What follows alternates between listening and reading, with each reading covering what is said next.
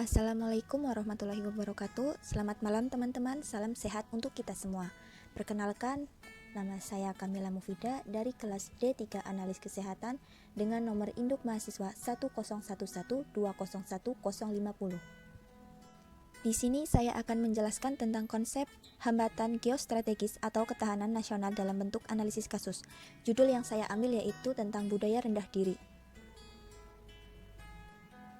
Ada 3 rumusan masalah yang saya ambil, yaitu yang pertama, apa itu budaya rendah diri?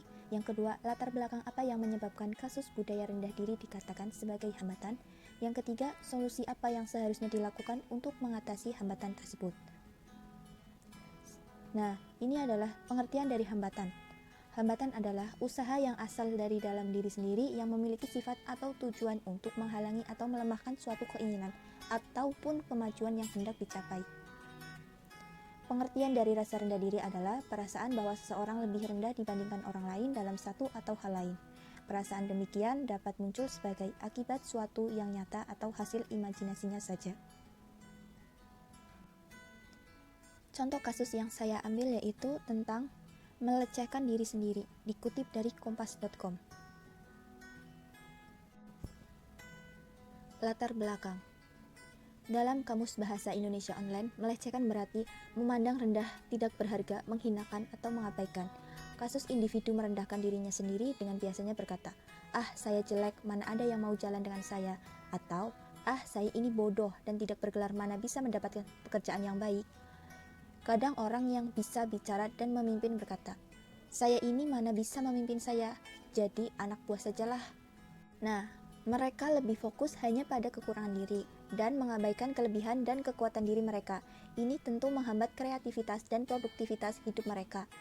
Berpusat pada kekurangan diri dan mengabaikan kekuatan diri akan menggoda individu merendahkan dirinya sendiri.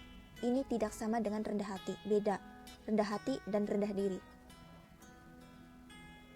Ciri-ciri orang rendah diri. Berdasarkan tingkah laku ada 3, yaitu 1. Lebih senang menyendiri dan tidak suka bergaul. Yang kedua, ragu dalam bertindak. Yang ketiga, seseorang yang tidak yakin akan kemampuan yang dimilikinya.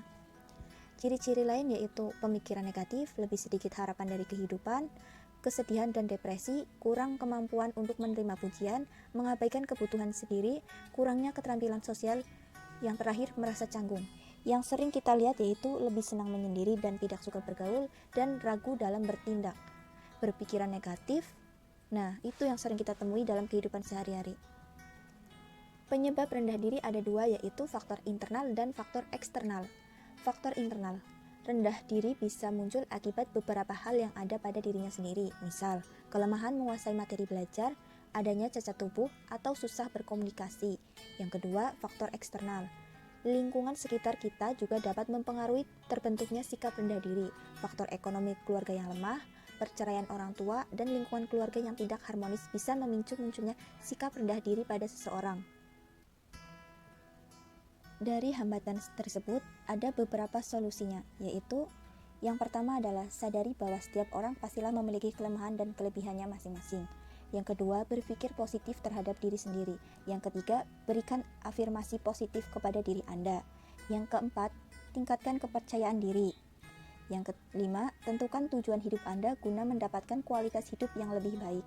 Yang keenam, jangan menganggap suatu kegagalan seperti akhir dari kehidupan. Nah, penjelasan tadi dapat disimpulkan bahwa budaya rendah diri adalah salah satu hambatan terhadap geostrategis atau ketahanan nasional. Hal tersebut dikarenakan jika di dalam diri setiap individu bangsa Indonesia ada rasa rendah diri yang berlebih, maka akan sulit untuk mempertahankan dan mengembangkan potensi yang ada dalam negaranya sendiri, terutama kalangan milenial, sebagai generasi penerus bangsa yang akan mengemban tanggung jawab besar, yaitu melanjutkan cita-cita dan tujuan bangsa. Sebagai generasi penerus bangsa, haruslah percaya diri akan potensi yang dimiliki bangsa dengan mengeluarkan dan mengembangkan ide-ide ataupun inovasi baru untuk menciptakan bangsa yang maju dan sejahtera, mempersiapkan taraf hidup dan pendidikan yang lebih baik untuk generasi penerus bangsa selanjutnya.